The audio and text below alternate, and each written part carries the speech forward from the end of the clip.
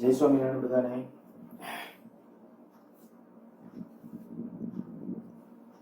Newton ગતિના ત્રણે ત્રણ નિયમો અને વેગમાન સંરક્ષણ અહીં સુધીની વાત આપણે પૂરી કરેલી છે. આગળના ટોપિક તરફ આગળ વધીએ. ટોપિક નંબર 5.8 ટેક્સ્ટબુક પ્રમાણે ટોપિક નંબર 5.8 અને ટોપિકનું નામ છે કણનું સંતુલન. કણ અથવા તો પદાર્થ જે કયો એ કણનું ખરેખર સાચો શબ્દ રેખીય સંતુલન. 7મા ચેપ્ટરમાં આવશે કણનું ચાકગતિકીય સંતુલન. અત્યારે જે આપણે ભણીએ છીએ રેખીય સંતુલન. શું પરિસ્થિતિ છે તો કે જ્યારે આપણે કહી શકાય કે જો કોઈ પણ કણ પર લાગતું બળ શૂન્ય હોય ને, એક્સટર્નલ ફોર્સ 0 હોય. હવે એક જ કણ છે, એક જ પાર્ટિકલ્સ છે, ત્યારે એક્સટર્નલ કયો કે આંતરિક કયો? કારણ કે દેખીતી વાત છે કે હું તમને એમ કહી શકું છું આ એક કણ છે, આ બીજો કણ છે, તો આ બે વચ્ચે આંતરિક બળ હોઈ શકે, પણ માત્ર એક જ પાર્ટિકલ હોય, એક જ કણ હોય તો આના ઉપર આંતરિક બળ ક્યાંથી આવે? તો કે આંતરિક બળ પોસિબલ નથી, ત્યારે આના ઉપર જે બળ લાગતું હશે એ બાહ્ય બળ જ કહેવાય. એટલે કદાચ આપણે ઉલ્લેખ ન કરીએ તો પણ ચાલે. તો જ્યારે આપણે કહીશું કોઈ કણ પર લાગતું બળ શૂન્ય હોય તો ત્યારે શું પરિસ્થિતિ થશે? જો આપણને ખ્યાલ છે કે ભાઈ F બરાબર 0 હોય, F બરાબર 0 તો શું થવાનું હતું? dp/dt બરાબર 0 થાય વેગમાન સંરક્ષણ ન્યૂટન ગતિના બીજા નિયમ અનુસાર, અને પરિણામે p બરાબર અચળ, મોમેન્ટમ અચળ થવાનું હતું. પણ અહીંયા આપણે કહીશું કે મોમેન્ટમ અચળ, ઝડપ v આ અચળ થશે. આ ઝડપ v નું મૂલ્ય અચળ છે, મોમેન્ટમ અચળ છે, પ્રવેગ પાછો 0 હોય. આ બધા કિસ્સાઓ આપણે ત્યારે ચર્ચા કરી ગયા છે. અને પ્રવેગ a બરાબર 0. બરાબર? આ બધી ટર્મિનોલોજી જ્યારે કણ પર લાગતું બળ 0 હોય ત્યારે. અને આવી સ્થિતિમાં શું થાય તો કે ન્યૂટન ગતિનો પહેલો નિયમ એવું કહે છે કે જો પ્રવેગ 0 છે, પ્રવેગ 0 વાળી અવસ્થા એટલે શું? તો કે સ્થિર હોય તો સ્થિર, અથવા પદાર્થની અચળ વેગ વાળી ગતિની અવસ્થા એ તેની સંતુલન અવસ્થા છે. મેં બહુ શબ્દ જો આમ ધ્યાનપૂર્વક, જ્યારે સ્થિર હોય અથવા પદાર્થની અચળ વેગવાળી અવસ્થા હોય, કોઈ બાહ્ય બળ નથી લાગતું તો વેગ કેવો રહેવાનો? અચળ, અથવા એક જ દિશાની અચળ ઝડપવાળી ગતિ.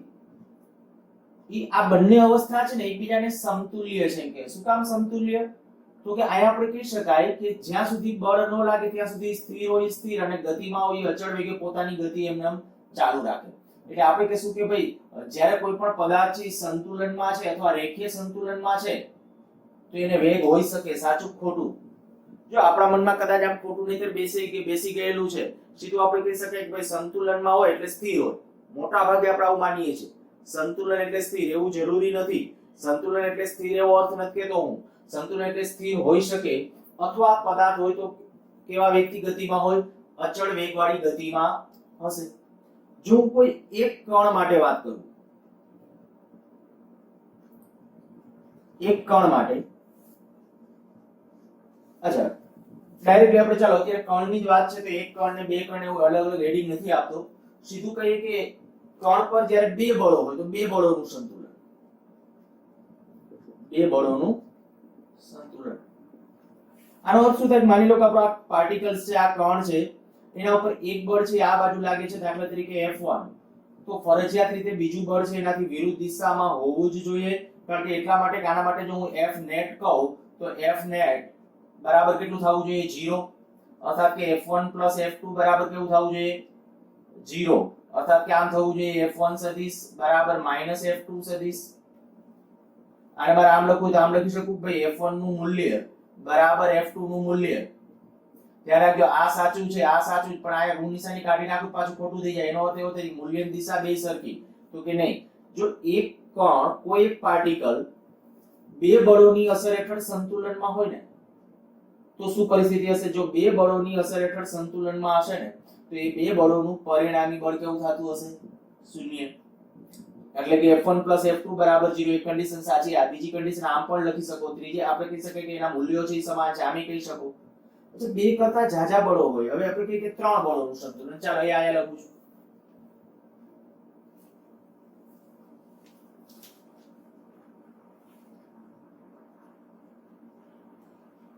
ત્રણ બળોનું સંતુલન. આ કોઈ પાર્ટિકલ માની લો કે એના ઉપર એક બળ આ F1, બીજું બળ આપણે કહીએ કે F2, ત્રીજું બળ છે એ F3. તો આપણે કહી શકાય કે સંતુલન માટે સંતુલન વખતે F net બરાબર 0 અર્થાત કે F1 F2 F3 બરાબર 0. તો આને હું આમ પણ લખી શકું કે ભાઈ F1 નું મૂલ્ય કેના જેટલું હોય? તો કે આપણે કહી શકાય F2 F3 ના મૂલ્ય જેટલું. આના બેના સદિશ સરવાળાના મૂલ્ય જેટલું હોય. આયા આપણે ઇનડાયરેક્ટલી જો માનાંકના સંદર્ભમાં લખો તો F1 નું મૂલ્ય કેના જેટલું હોય? F1 અને F2 ના F1 નું મૂલ્ય કેના જેટલું? F2 અને F3 ના પરિણામી સદિશના મૂલ્ય જેટલું.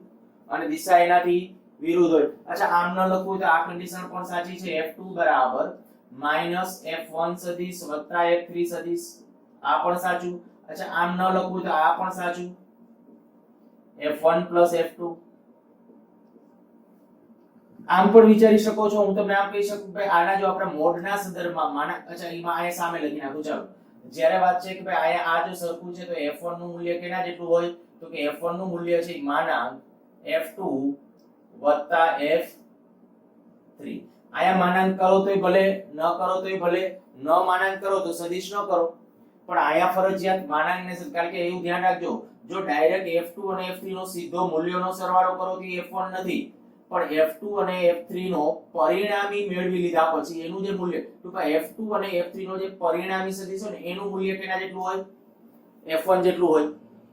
અચ્છા આને હું આમ લખી શકું. આ F2 બરાબર શું થશે? તો કે F1 વત્તા F3. પછી આવી રીતે આમ લખી શકાય F3 બરાબર શું લખી શકશો? F1 F2. આ બધા સાચા પરિણામો. અચ્છા આમ નહીં અને હજી આમ કહું કે માટે અહીંયા F1 બરાબર આવું થાય √F1 F2 સ્ક્વેર વત્તા F3 સ્ક્વેર વત્તા 2F2 F3 cos. અને તમે કીધું કે F2 અને F3 વચ્ચેનો કોણ દાખલા તરીકે થીટા છે. તેના વચ્ચેનો કોણ F2 અને F3 વચ્ચેનો કોણ જો આયા આપણે ઓકે આલ્ફા બીટા અને ગેમા આ રીતે નામ આપી દઉં. આયા કહી દો આ આલ્ફા, આ કહી દઉં છું બીટા, આ કહી દો ગેમા. તો આયા શું આવશે? ગેમા. આ પણ સાચું છે. આવી રીતે જો હું એમ કહું કે F2 તો F2 બરાબર કેટલું થવું જોઈએ? તો કે F2 નું મૂલ્ય વર્ગમૂળમાં F1 સ્ક્વેર વત્તા F3 સ્ક્વેર વત્તા 2F1 F3 cos. F1 અને F3 વચ્ચેનો કોણ F1 અને F3 વચ્ચેનો કોણ કેટલો? બીટા. તો cos બીટા.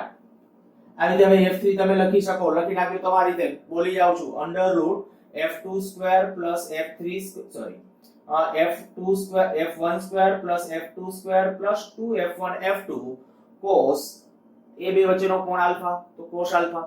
ઈ કેનું મૂલ્ય થઈ જશે? F3 નું મૂલ્ય થઈ જશે. આવું જો પૂછવામાં આવે તમને કદાચ એમ કે ભાઈ એક કોણ સંતુલન ત્રણ બળોની અસર હેઠળ એક કોણ સંતુલનમાં છે તો આમ કે F1 બરાબર F2 F3 સાચું ખોટું? આ ખોટું છે. ધ્યાન રાખજો.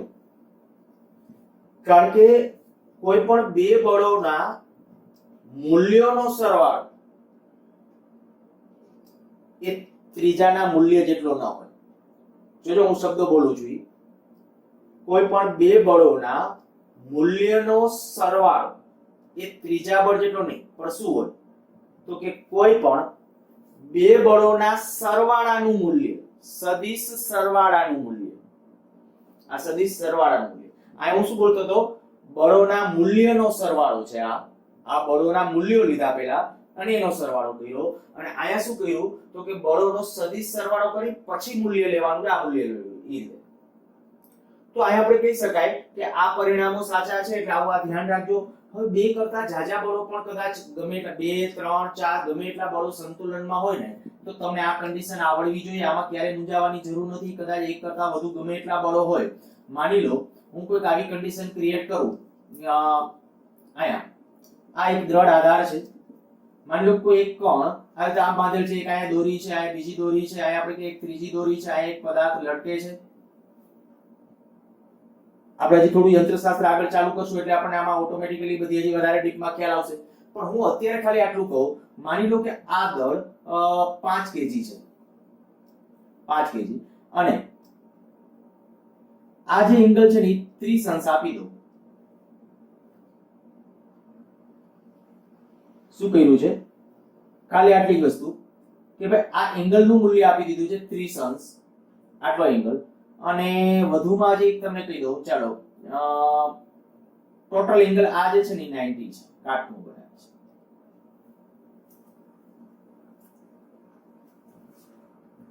તો એવા સંજોગોમાં કદાચ મારે આ કોઈ એક બળ શોધવું છે, આ બળ શોધવું છે, આ બળ શોધવું છે. આ બળ દાખલા તરીકે F1 કહો, આ બળ F2 કહો, આ બળ F3 કહો. આ F3 નું જે મૂલ્ય હશે, જો કે આપણે બળોનો કન્સેપ્ટ આના પછીનો છે એટલે હું તમને બધા બળો વિશે બહુ ડિટેલમાં કહીશ. આમાં જે દોરીની અંદર હશે ને તણાવ બળ કહેવાય. એ તણાવ બળની ડિસ્કશન આજના લેક્ચરમાં જ આપણે પહોંચી જશું, ત્યાં ડિસ્કસ કરશું. આ એક દોરી હતી, આ બીજી દોરી હતી, આ ત્રીજી દોરી, આ દોરીના છેડે આપણે પથ્થર બાંધી દીધો 5 કેજી નો.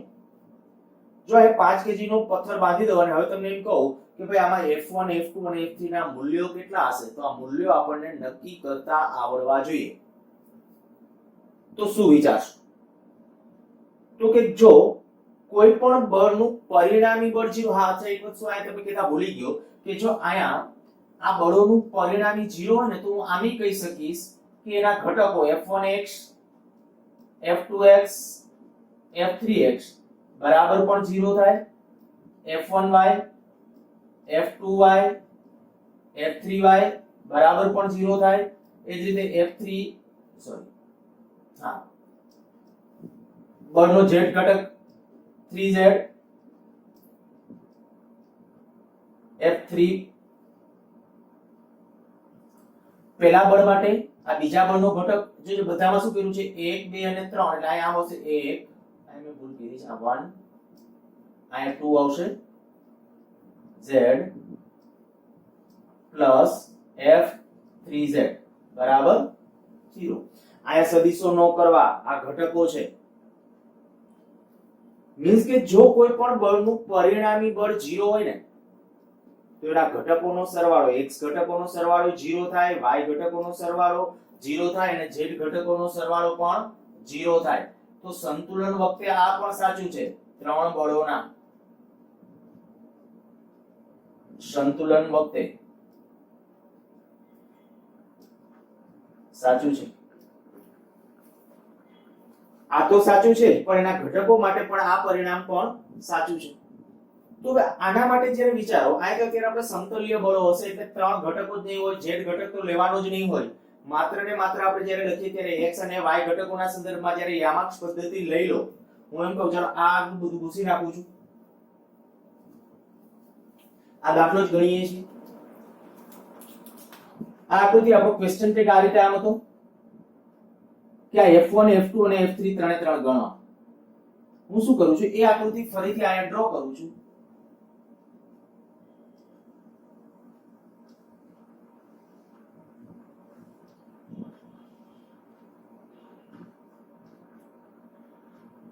આ આપણે કહી શકાય કે આ ત્રણ એક બિંદુગામી બળોની અસર એટલે જો આ પોઈન્ટ સંતુલનમાં છે. આ તો કહી શકાય ત્રણ એક બિંદુગામી બળોની અસર હેઠળ ત્રણ બળો, એક બળ આ, એક બળ આ અને એક બળ આ, ત્રણ બળ લાગે છે અને એની અસર હેઠળ આ સ્થિર છે, ગતિમાં નથી. તો આપણે પહેલા જ કહી દીધું કે જો કોઈ પદાર્થ કે કણ સ્થિર હોય અથવા અચળ વેગથી ગતિમાં અથવા અચળ વેગથી ગતિ તો એ સંતુલન જ કહેવાય. અને સંતુલન હોય તો આ બધી પરિસ્થિતિ સાચી છે. તો આ આપણે કહી શકીએ આ ત્રણ બળોનું સંતુલન છે. એમાંનું આપણે આ બળને આપણે નામ આપ્યું હતું F2, આ F2, આ છે આપણું F1, આ છે આપણું F3 અચ્છા આ જે F3 નું મૂલ્ય હશે એ કેના જેટલું હશે? ખરેખર રિયલમાં આ દોરીની અંદર છે તણાવ બળો ને આમ ને આમ ગમે તે બધી બાજુ દર્શાવી શકાય, પણ હું અત્યારે ડાયરેક્ટ તણાવ બળ શીખવાડ્યા પછી એકદમ ડીપમાં શીખવાડીશ. અહીંયા હું આટલું કહી દઈશ કે અહીં F3 બરાબર mg, જે વજન બળ હશે ને એના જેટલું. વજન બળ એટલે આપણે કહી શકાય આ દળ કેટલું 5 kg, આ 5 kg. ગુરુત્વાપ્રવેગ g કેટલો તો કે 10, તો 50 ન્યૂટન બળનો એમ કે છે કે બેટા F3 તો આવી ગયું. હવે F3 છે તમારા પાસે, આ ટોટલ એંગલ એ છે એ 90 છે. અચ્છા આ એંગલ કેટલો મેં આપ્યો તો એંગલ 30 અંશ, આ એંગલ કેટલો 60 અંશ થાય. અચ્છા તો આ એંગલ કેટલો 120, તો આ એંગલ કેટલો 150. હવે બે રસ્તા છે, એક અગાઉ તમને ખબર હોય તો મેં વેક્ટર સમજાવતી વખતે એક લેમીનું પ્રમેય આવું કરીને એક તમને સમજાવેલું હતું. લેમીનું થિયરમ, લેમીનું પ્રમેય વેક્ટર વાળા પોર્શન ની અંદર ચોથા ચેપ્ટરમાં એનો ઉપયોગ કરી શકો. માની લો કે હું અત્યારે બે રીતે તમને કરી દેવા માંગતો હો, લેમીનું પ્રમેય પછી કેમ લખાય તમને શીખવાડી દઉં, પણ આના માટે તે પહેલા હું ઘટકો વાળો આપણે આ કે શીખ્યા છે આ પ્રમાણે લઈ. તો જો યામાક્ષ પદ્ધતિ લઈ લઈએ, આમ x અક્ષ, આમ x અક્ષ, આમ y અક્ષ.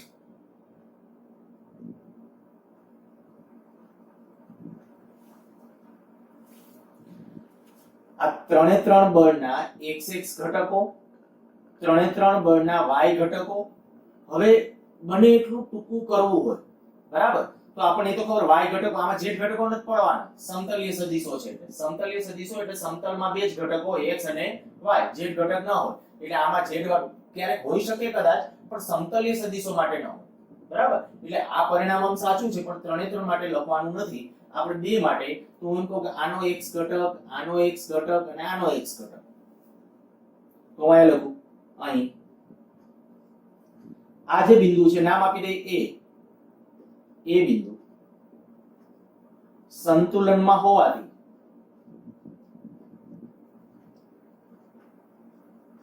fx પરિણામી બળનો x ઘટક બરાબર 0. તો શું લખશો? f1x f2x f3x બરાબર 0. ચાલો મને આ બળનો f1 નો આ બાજુનો ઘટક લખાવો. f1 નો આ બાજુનો ઘટક કયો થશે? તો f1 નો આ બાજુનો cos, આ બાજુનો sin, તો f1 sin 60. જોજો લોચા ન મારતા, આ f1 છે, f1 નો આ બાજુનો cos 60, આ બાજુનો આવશે sin 60, તો f1 sin 60. પછી f2 આમ છે, તો f2 નો આ ઘટક y ઘટક થશે 30, cos 30, આ બાજુનો કયો sin 30, તો ઈ માઈનસ આવશે, માઈનસ f2 sin 30. માઈનસ શું કામ કર્યા ખ્યાલ આવી ગયો હશે. આ બાજુ પ્લસ x, આ બાજુ માઈનસ x, તો આપણે કહી શકાય કે ભાઈ આપણે f2 sin 30 ઈ માઈનસ માં, અને પ્લસ f3x આનો x ઘટક, તો કીધું ઋણ y દિશામાં છે એટલે x ઘટક 0, આના બરાબર 0. ચાલો cos sin 60 ની કિંમત કેટલી? તો કે sin 60 ની કિંમત તમારા પાસે છે √3/2, √3 f1/2 બરાબર f2 છેદમાં 2. બે બાજુથી કેન્સલ કરો તો પરિણામ કેટલું આવશે? √3 f1 બરાબર f2. આ કહી દો અત્યારે ઇક્વેશન નંબર 1. હવે y ઘટકો માટે લખો વળી fy બરાબર 0. કેના ઉપરથી? આના ઉપરથી. આ આપણે જે કીધું કે આ હોય તો એના ઘટકો પણ 0 થાય, f net એટલે y ઘટક પણ 0. અને જો એવું હોય તો આ લખું f1y f2y f3y બરાબર 0. ચાલો f1y આનો y ઘટક કેટલો? તો કે cos 60, f1 cos 60. પછી આનો y ઘટક કેટલો? તો કે ઈ દિશામાં આવશે f2 cos 30. આ એંગલ 30 હતો એટલે cos 30 પ્લસ f3y આનો y ઘટક, તો કે ઈ તો નીચેની દિશામાં છે તો ઈ માઈનસ કરી નાખું, માઈનસ f3 બરાબર 0. અહીંયા ખાલી f3 છે, ધ્યાન રાખજો, ખાલી f3 લખ્યું છે કારણ કે y દિશામાં છે, એનો x ઘટક ન હોય, y ઘટક જ માત્ર મળે.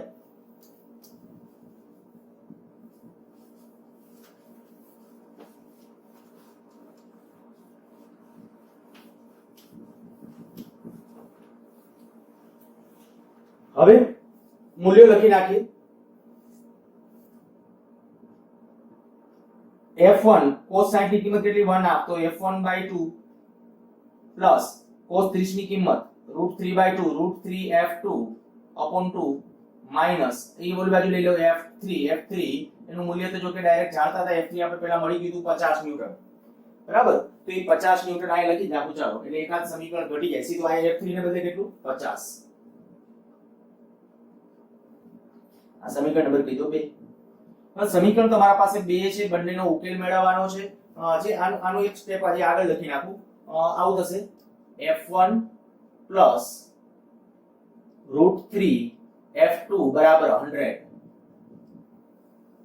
આ 2 છે લસા લઈને આ બાજુ લઈ લીધા છે અને એને સમીકરણ નંબર 2 કહી દે આને નહીં આને સમીકરણ નંબર 2 કહી દઈએ છીએ આ સમીકરણ 2 હવે 1 અને 2 નો સમન્વય કરવો છે કેવી રીતે કેમ વેલ્યુ કિંમત મૂકવી તમારા ઉપર છે ચાલો હું એવું કરું 1 ઉપરથી f2 ની વેલ્યુ મૂકી દઉં છું 1 ની કિંમત 2 માં મૂકતા આનો અર્થ આવો કરશું 1 ની કિંમત 2 માં તો f1 √3 અને f2 ને બદલે શું √3f1 બરાબર 100 તો કેટલું થશે આ f1 √3 એટલે 3f1 બરાબર 100 4f1 બરાબર 100 તો f1 બરાબર કેટલા 25 ન્યૂટન અને માટે f2 બરાબર કેટલું આવશે તો કે f2 નું સમીકરણ હતું જ આપણા પાસે f2 બરાબર √3f1 તો √3f1 એટલે 25 √3 આટલા ન્યૂટન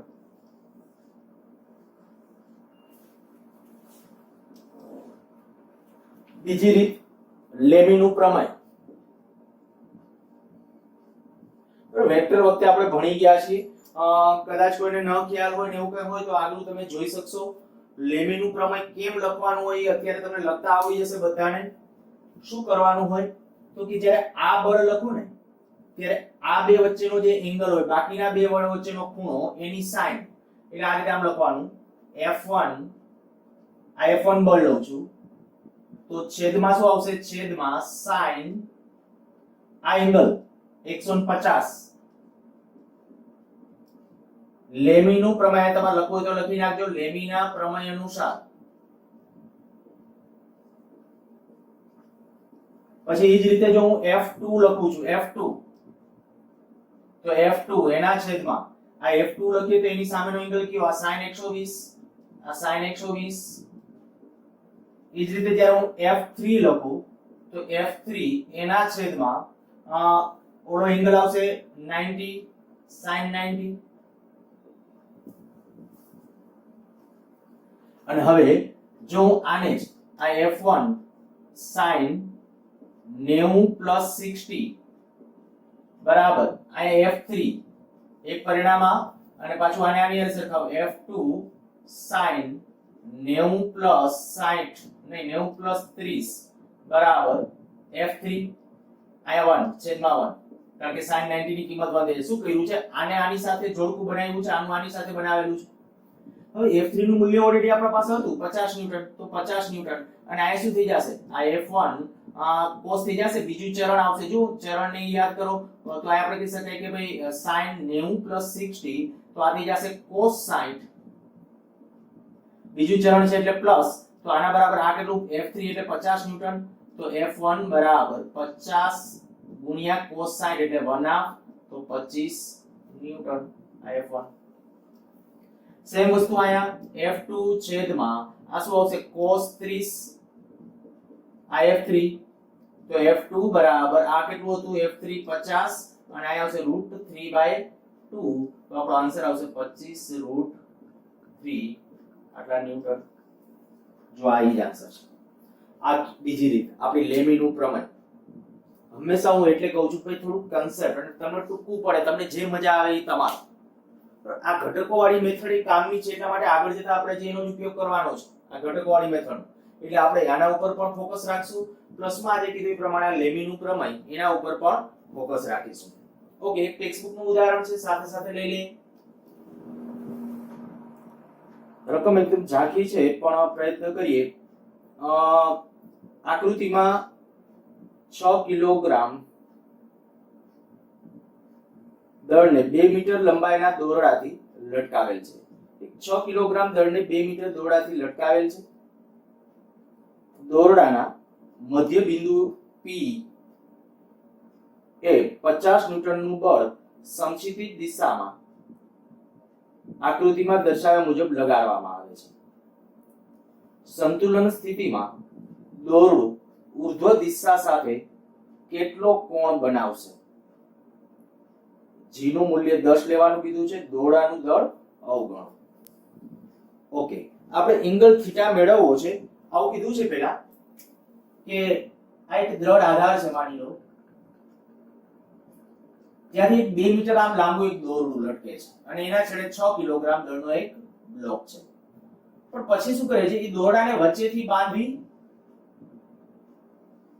અને અહીંથી આ બરાબર વચ્ચેનું બિંદુ P, આ પેલા આખું દોરડું આમ હતું, પેલા દોરડું આમ હતું અને એના છેડે પદાર્થ હતો 6 kg. હવે શું કહે છે કે બરાબર વચ્ચે P બિંદુ છે ત્યાં બળ લગાડવામાં આવે છે સમક્ષિતિજ. કેટલું હતું? 50 ન્યૂટન. આ બળ આપી દીધું છે. સમક્ષિતિજ 50 ન્યૂટનનું બળ લગાડવામાં આવે છે અને આ તંત્ર સંતુલનમાં છે. જો તંત્ર સંતુલનમાં હોય તો આ એંગલ, બરાબર, આપણને એ જ એંગલ પૂછ્યો તો એકવાર સાથે જોઈ લઉં છું. ઉર્ધ્વ દિશા સાથે કેટલાનો કોણ બનાવશે એ આપણે નક્કી કરવાનું છે અને 50 ન્યૂટનનું બળ સમક્ષિતિજ દિશામાં છે. બે રીતે કરી શકાય, ઘટકોની રીતે પણ કરી શકાય અને લેમીના પ્રમેયની રીતે પણ કરી શકાય. તો પહેલી વસ્તુ તો મને ખબર પડી જાય કે ભાઈ અહીંયા બળ 50 ન્યૂટન છે, આમાં દાખલા તરીકે બળ F1 કહો અથવા T1 કહો. તણાવ બળ હોય તો T1 એ ટેક્સ્ટબુકમાં બધી જગ્યાએ T1 ને T2 ને આવું કહ્યું હશે.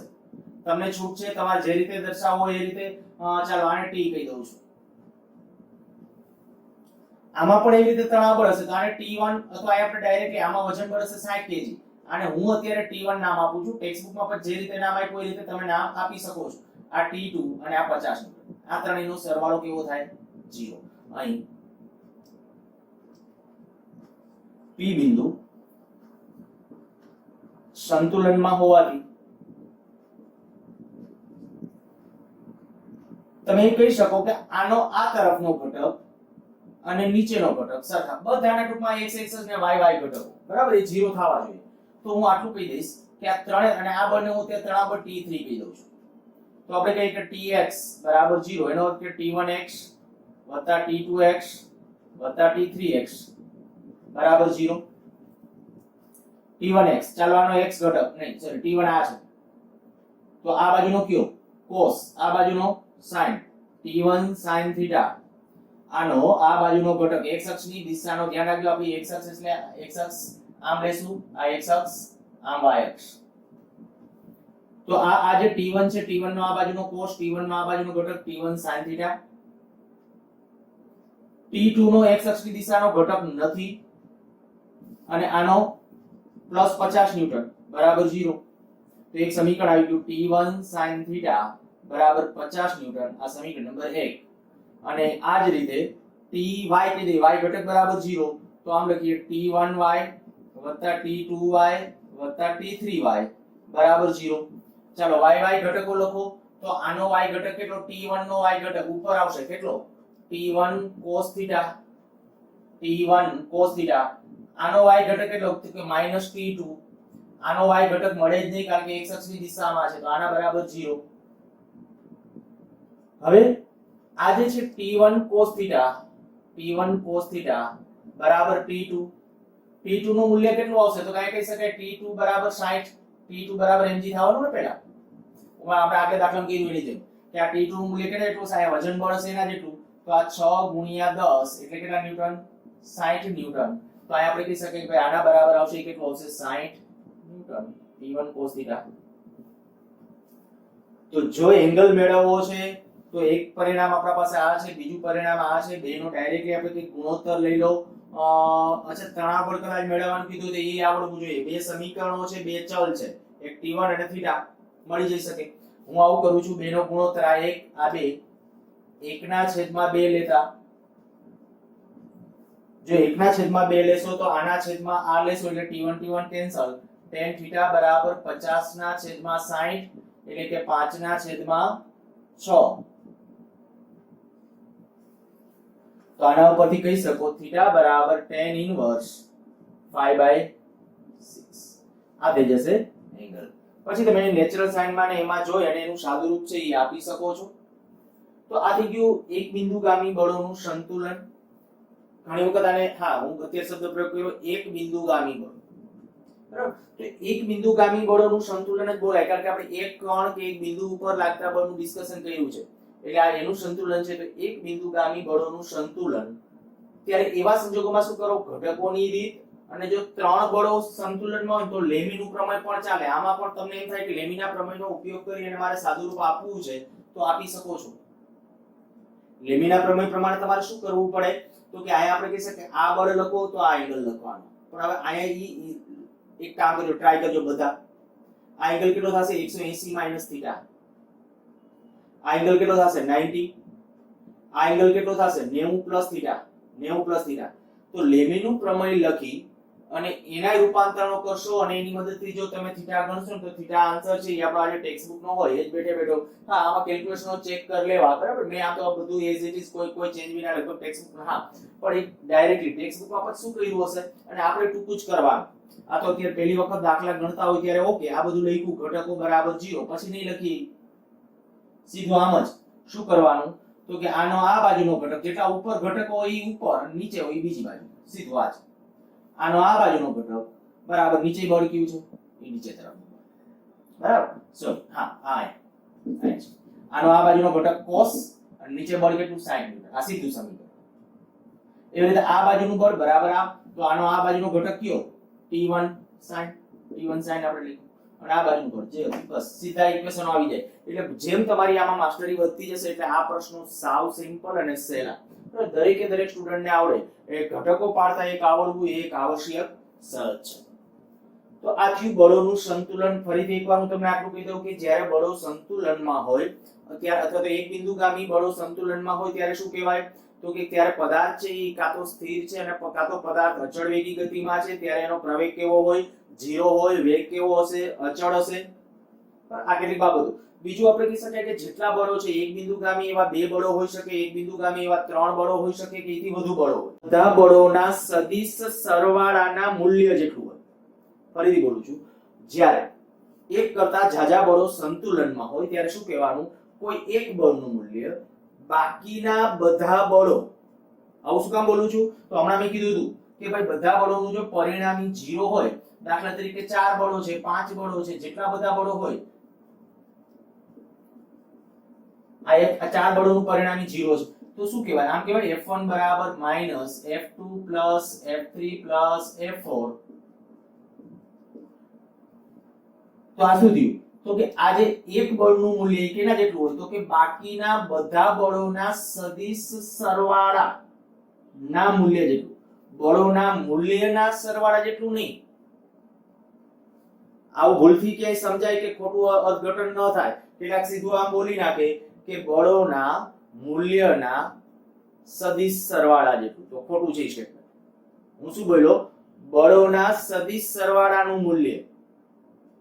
એટલે ફરીથી, જ્યારે એક બિંદુગામી બળો સંતુલનમાં હોય ત્યારે કોઈ એક બળનું મૂલ્ય એ બાકીના બધા જ બળોના સદિશ સરવાળાના મૂલ્ય જેટલું હોય. બહુ સિમ્પલ અને સરળ વસ્તુ છે અને દરેકે દરેકને આવડે. એકાદ બે દાખલા તમને આપું છું, તમારે તમારી રીતે આ દાખલાઓ ગણવાના છે.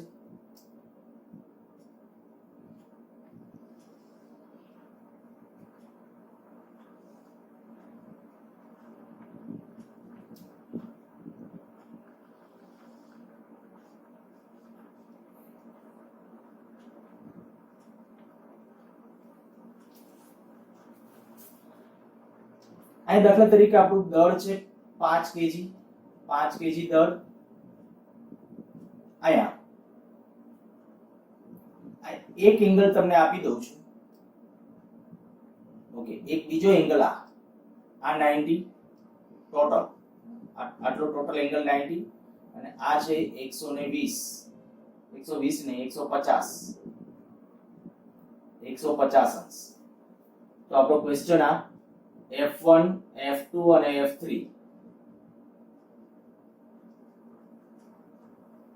F1, F2 અને F3 મેળવો.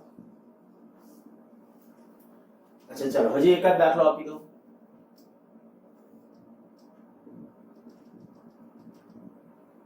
ઘટકો પાડીને ટ્રાય કરજો અને લેમીનું પ્રમેય. જો એક તમે કહો ઘટકો પાડીને ક્યારે સહેલું પડશે, તો જ્યારે એંગલ શોધવાનું કીધું હોય ને એંગલ, તો ઘટકો પાડીને તમને સહેલું પડશે.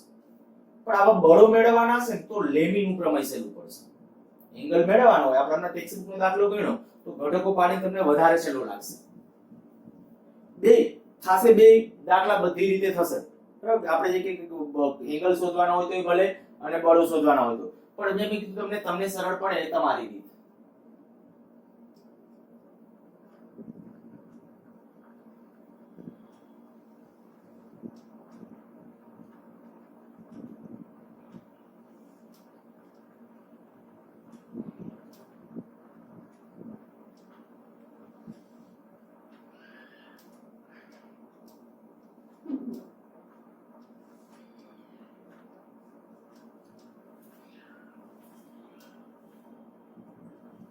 આમાં આ એંગલ તમારે ગણવાનું છે થીટા.